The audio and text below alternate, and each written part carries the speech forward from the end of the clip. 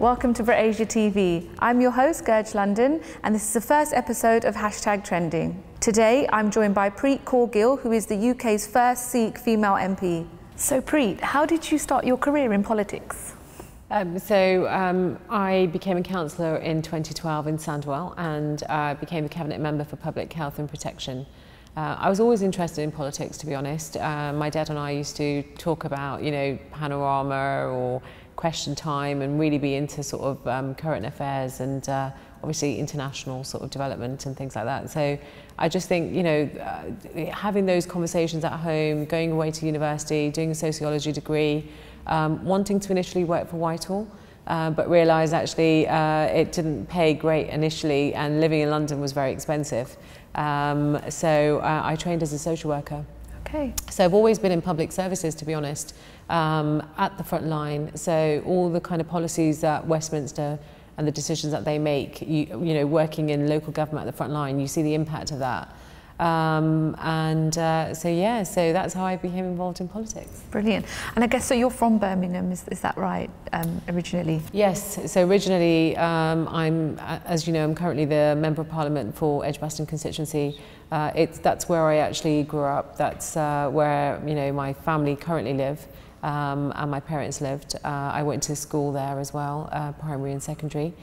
So lots of fond memories of the constituency. Yeah, so it must be sort of like nice for you to, be able to put your, Birmingham on the map, so to say, because obviously you're from here as well. Yeah, I mean, it's a real privilege, real honour to be representing the people where you actually born and raised. And I think there's something about really knowing the place, because I also worked there as well for about 8 years. So covered areas like, that form part of my constituency. So Bartley Green, Northfield, Harborne, Edgbaston, really diverse area, but yet there are lots of pockets of deprivation, as there is aspiration and a lot of wealth there as well. Sure.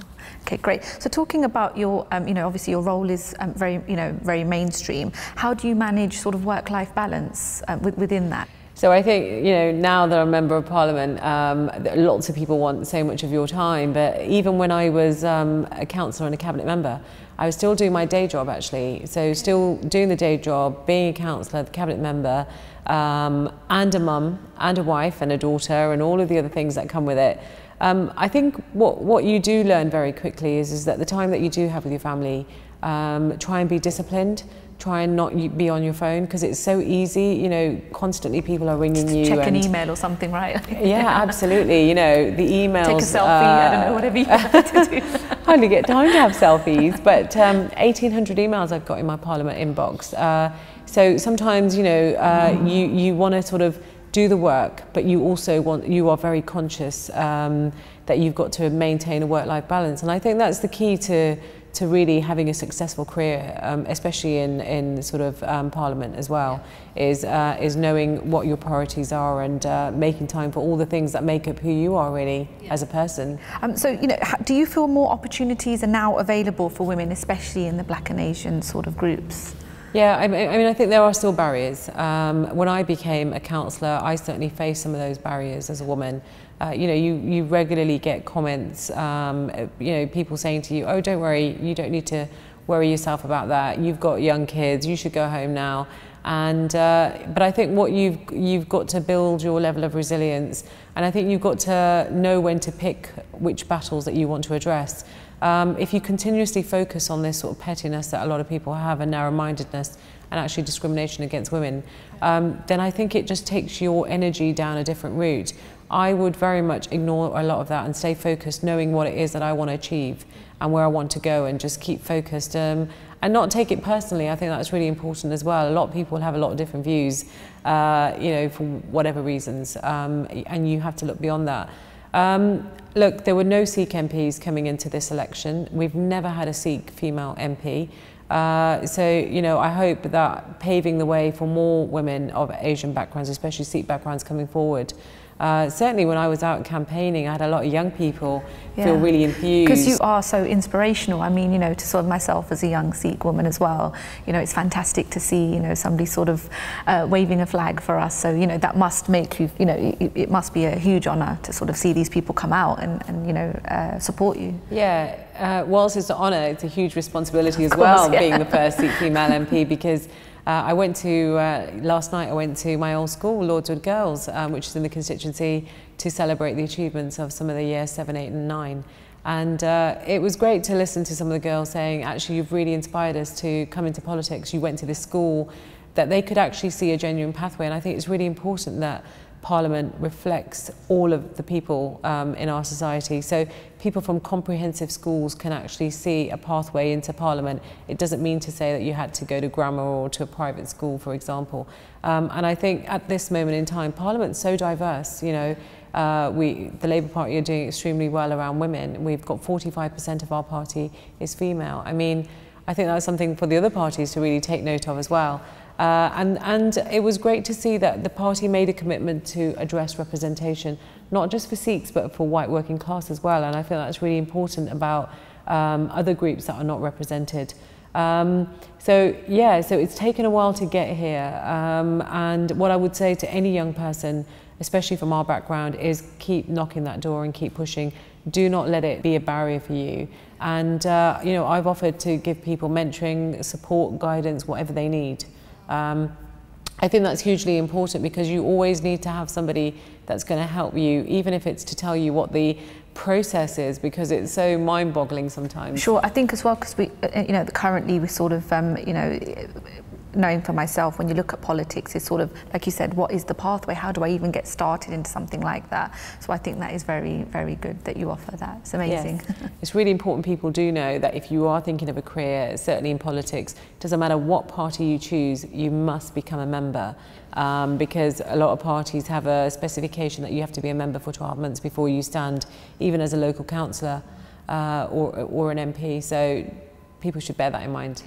So Preet, you used your first parliamentary question to highlight the plight of child refugees. Can you tell us a little bit about that, please?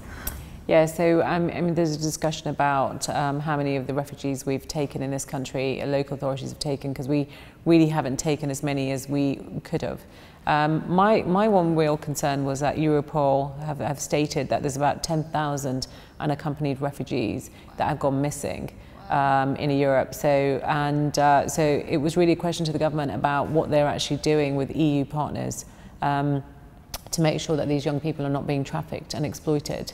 I felt the government really didn't give me the answer that I wanted, because I don't think there's a mechanism really of actually knowing who those missing 10,000 are and where they are.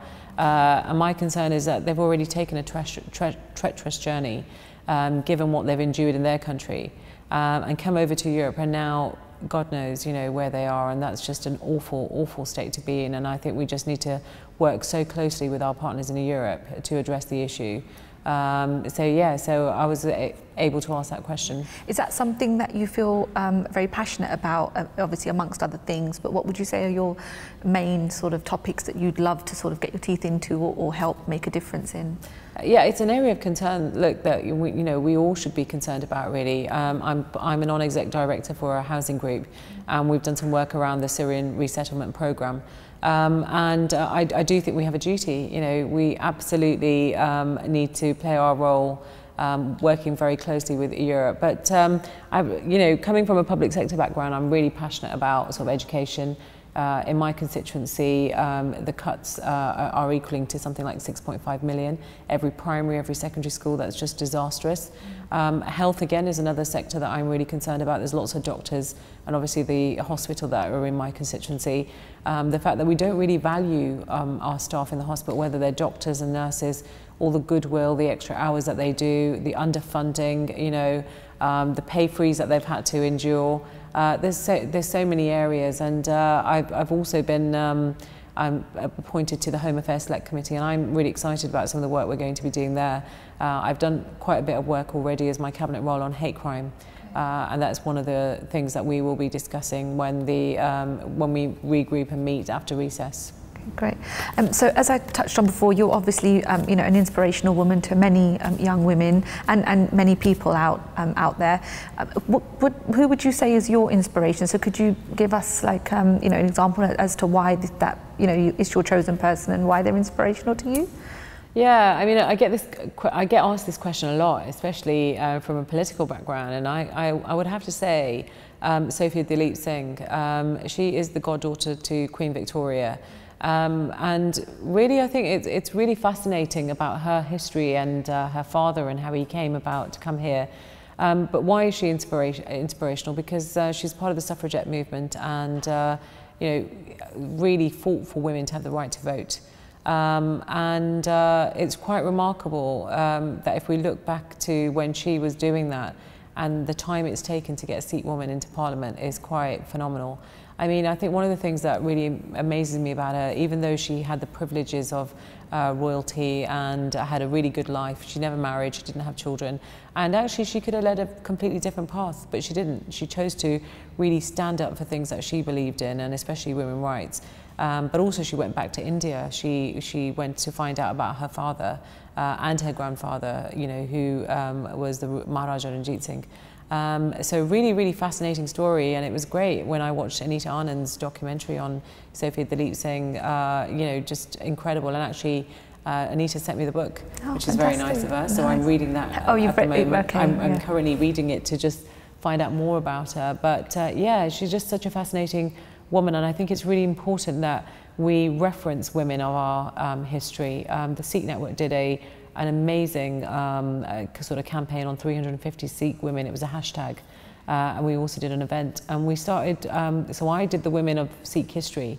And when I was researching and finding out about some of the amazing women of our history, you know, Mai Paggo being one of the most popular ones that everybody kind of references. But just, you know, Maharani Jind Kaur, there's so many. We must never forget, really, some of the most empowering things that our women did. And in a way, it kind of felt like we'd already gone backwards, because actually the women from our history were doing pioneering stuff in comparison to where women have kind of got to. And obviously we know that migrating to this country and our families migrating has had some impact in respect to that. But actually, Sikhism is a very forward-thinking, you know, a very empowering faith for women. And certainly there are lots of amazing women in our history that we can all reference, and incredible women in this country and elsewhere that are doing remarkable work. So Preet, you was also featured in, you know, as one of the 10 Sikh, you know, top 10 Sikh inspirational women, you know, recognised for encouraging black and, you know, minority groups in politics. How does that make you feel? I guess sort of like you're the poster woman, you know? I don't know, I just feel like I'm still Preet, and people will say, you know, you're really inspiring, or, you know, you made it to the top 10 inspirational women. Look, it's always great, you know, because I think it's great because the opportunities it gives to others in terms of letting them feel about the things that they can do. I wanted to champion, so being a board member of the Sikh Network and launching the Sikh Manifesto, we really wanted to do something around women in politics. So we did 3 events. We did one in London with EY Sikh Network, and we did one with the Parliament Project and Samuel Council. And it was amazing to see how many women of BME backgrounds came. And a lot of the questions that they asked me really was about how do you balance this, being a wife, being a mum, and doing your job, and doing a councillor. You know, we just seemed that that's so tough. And one of the things I was saying to them is that how important it is that your partner is supportive, and because actually my husband is my biggest support. Without him, I don't think I could do this. Without your family, you know, the importance of, so being really open about your ambitions. I think I want to see our girls be really empowered to be open about their aspirations and not feel that actually they can't be open about it because it defies the sort of cultural stereotypes or the norms. I think there has to be some understanding though. And there has to be those conversations about how it impacts your everyday family life. And I think once you're honest about those sort of discussions, it's about working together. I think one of the things that my husband felt was the kind of aspiration it gives to our daughters, for example, seeing their mum be, you know, become a member of parliament, be public speaking and make it normal. I remember when I was at school and I came to do public speaking, I found it really difficult. It was something I was really nervous. And it's great now. In schools, they teach young people that level of confidence. So my daughter says to me, I saw you on the TV. I want that to be really normal. I don't want them to feel that public speaking is something to fear. Amazing. So, you know, obviously we're both women. Have you come across sort of, you know, sexism in your career path, would you say? Yeah, I think some of the things that some of the barriers that I faced is that there is a lot of gender discrimination even now, and I think women bear the brunt of it. And I think sometimes we become so accustomed to it that we just don't want to take any action against it. I think some of the oppression that I felt is from other women actually in leading roles that are very, it's unfortunate sometimes people get into leadership roles and they see other women as a threat. And I think we as women have got to get away from that. You know, we've got to be supportive of each other and help each other. And it doesn't, you know, that doesn't mean to say we're going to help them at the expense of our own sort of career pathways and aspirations, but actually we can work together.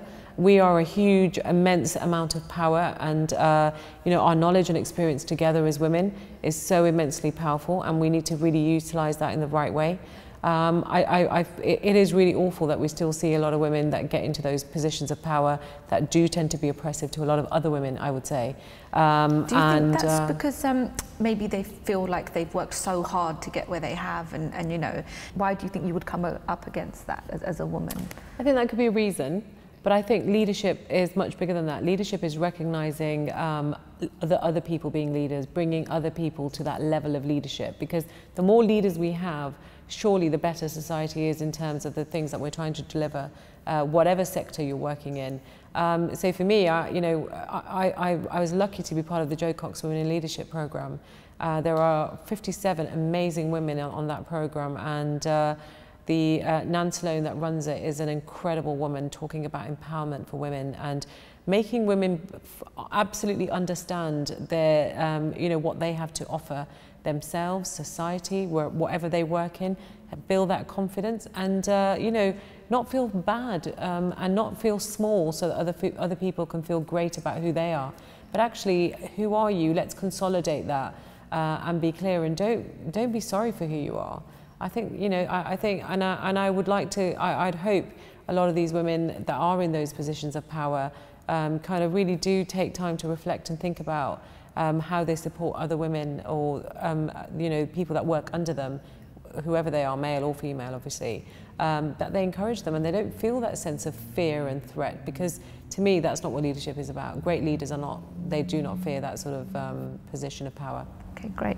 So I know you've given a message already, to sort of a message that you'd like to tell younger women out there, but is there any sort of message that you'd like to give you know, BritAsia fans who are watching right now? Yeah, I mean, what I would say to them is lots of people will tell you that you can't do certain things. You've got to really do things that build your self-confidence, self-esteem. Take time to really think about, actually, what is it that I want to do? I remember when I did a Tony Robbins course, one of the questions they asked you is I love, you know, Tony Robbins. Yeah, where do you want to be or do in 5 years? And I remember writing lots of sort of vague, ambiguous kind of questions about, yeah, I want to be successful, I want to have achieved, you know, an ambition or something. But actually, one of the things that Tony talked about was really be specific and really write down and really start visualizing, thinking, imagining that you're already in that position. So my message really is dream big, think big, and just go out and achieve what it is that you want, and don't let anyone put you off your pathway. Brilliant, thank you so much.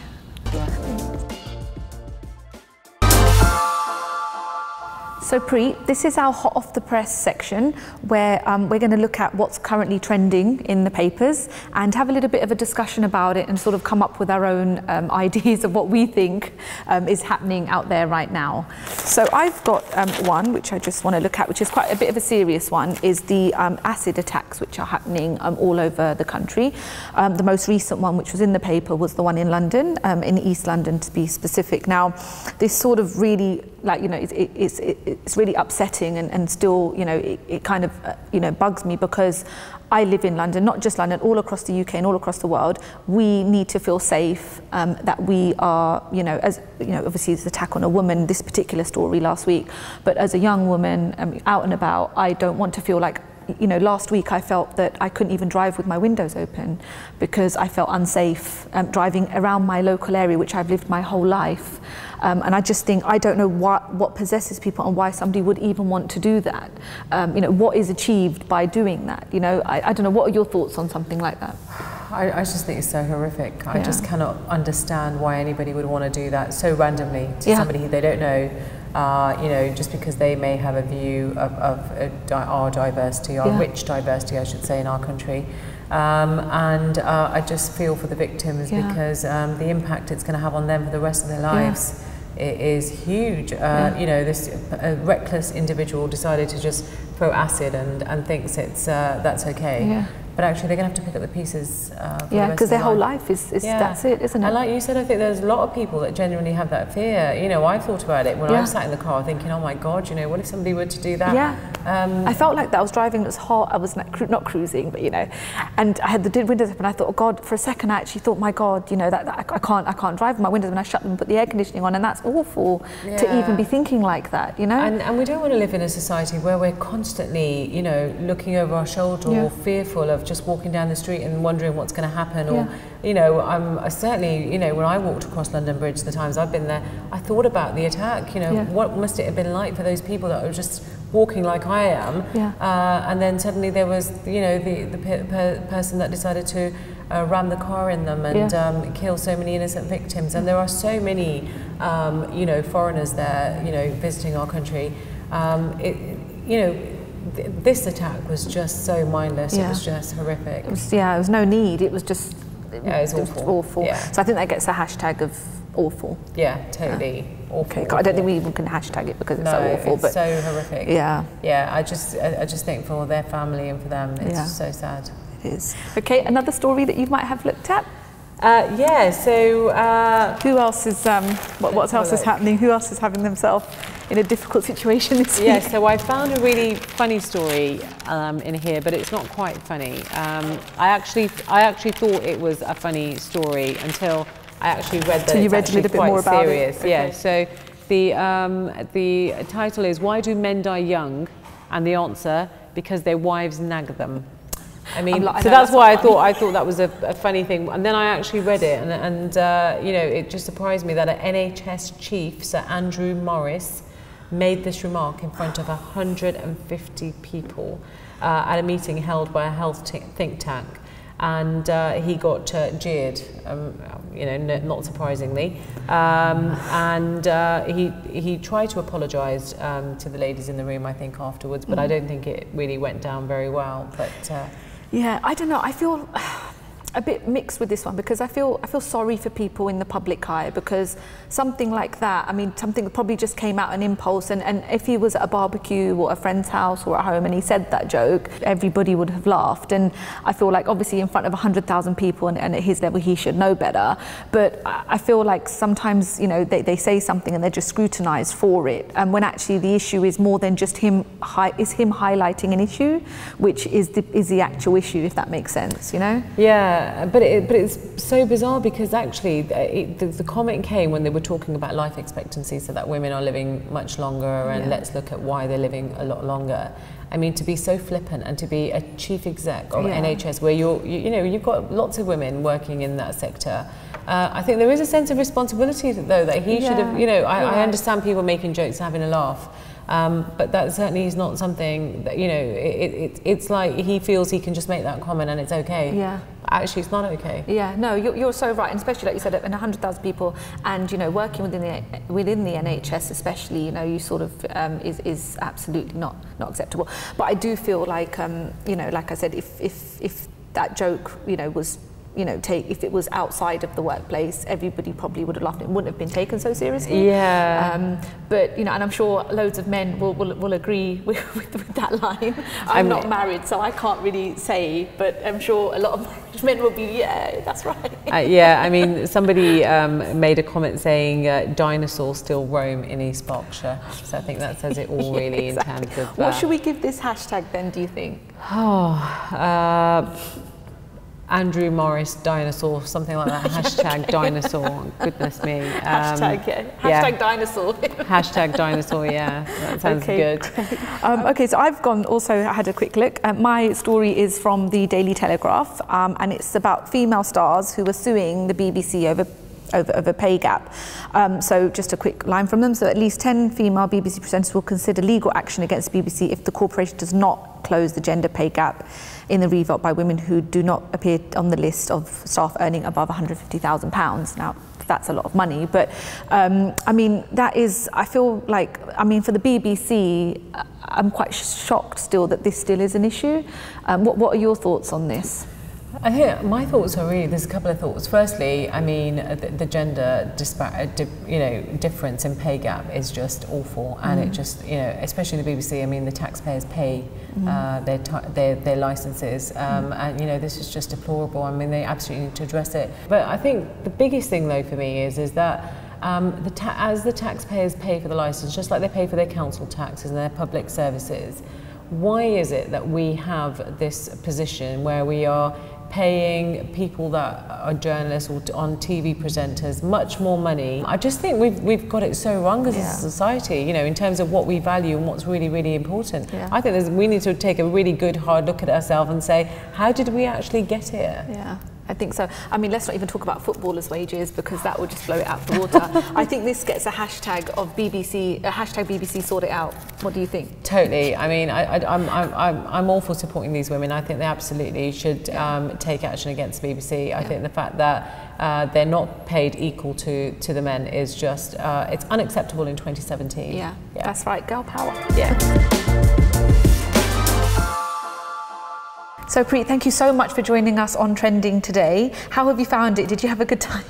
Yeah, it's amazing. It's a great show. I think it's going to be a really great show, Trending. It's always great to be here with BritAsia, so thank you for having me on. So for people who are watching, are you available on social media? How can people contact you? Yeah, I'm very active, and I can be contacted on all of the social media platforms. Fantastic. Thank you so much for joining us today. Thank you.